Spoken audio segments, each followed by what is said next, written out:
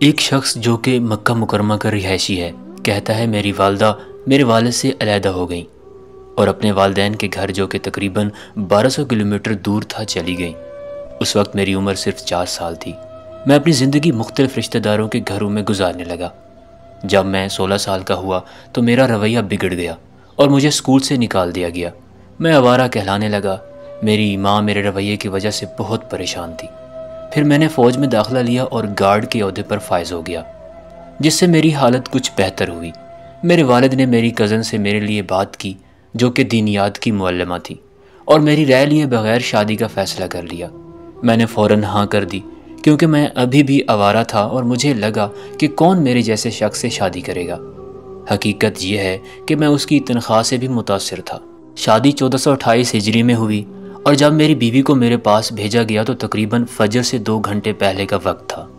اس نے مجھے سلام کیا اور میری خیریت کے بارے میں پوچھا، جو میرے لیے حیرت کی بات تھی کیونکہ کسی نے پہلے کبھی میری حالت کے بارے میں نہیں پوچھا تھا۔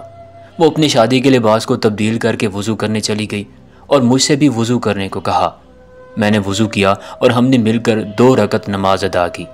پھر اس نے کہا، فجر میں ابھی 1.5 گھنٹہ باقی ہے، کیا خیال ہے ہم حرم شریف جا کر نماز پڑھیں اور پھر ناشتہ کر کے سو جائیں؟ میں نے فوراً ہاں کر دی۔ ہم نے فجر کی نماز امام الشریم کے پیچھے ادا کی، جس میں انہوں نے سورہ زمر کی آیت نمبر 53 کی تلاوت کی۔ اے میرے بندو، جنہوں نے اپنی جانوں پر زیادتی کی ہے، اللہ کی رحمت سے مایوس نہ ہو، بے شک اللہ سب گناہوں کو معاف فرما دیتا ہے۔ یہ سن کر میرے اندر ایک تبدیلی آئی۔ مجھے ایسا محسوس ہوا کہ یہ آیت میرے لیے ہی نازل ہوئی ہے۔ اس دن کے بعد میری زندگی مکمل طور پر بدل گئی۔ کچھ دنوں بعد اس نے مجھ سے کہا کہ ہم قرآن کی تلاوت کریں۔ اس وقت میں صرف 4 سورتیں جانتا تھا، لیکن اس نے صبر کے ساتھ مجھے قرآن کی تلاوت اور یاد کرنی سکھائی۔ ہم روزانہ مغرب کے بعد حرم شریف میں قرآن کی کلاس میں شرکت کرتے۔ اسی دوران میں نے 13 پارے حفظ کر لیے۔ میری بیوی ہمیشہ میرا حوصلہ افزائی کرتی رہی اور میری زندگی کے ہر پہلو میں میرا ساتھ دیا۔ اس نے مجھے میٹرک تعلیم مکمل کرنے کی ترغیب دی، جسے میں نے مکمل کیا اور پھر یونیورسٹی میں داخلہ لیا۔ اللہ نے مجھے ایک مسجد میں امام اور خطیب کے طور پر مقرر کیا۔ میری بیوی میری زندگی کا سب سے بڑا تحفہ تھی۔ اس نے مجھے ایک بگڑے ہوئے انسان سے ایک ذمہ دار شوہر اور باپ بنا دیا۔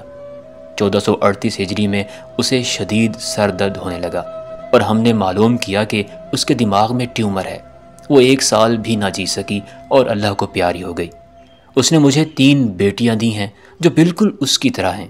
اس کے بعد میرے گھر والوں نے مجھ سے دوبارہ شادی کرنے کو کہا، لیکن میں نے سختی سے انکار کر دیا۔ میں نے کہا کہ میری بیوی نے مجھے زندہ کیا اور پھر چلی گئی۔ اس نے مجھے ایک بہتر انسان اور ایک مضبوط خاندان کا سربراہ بنا دیا ہے۔ اے میرے بندو، جنہوں نے اپنی جانوں پر زیادتی کی ہے، اللہ کی رحمت سے مایوس نہ ہو، بے شک اللہ سب گناہوں کو معاف فرما دیتا ہے۔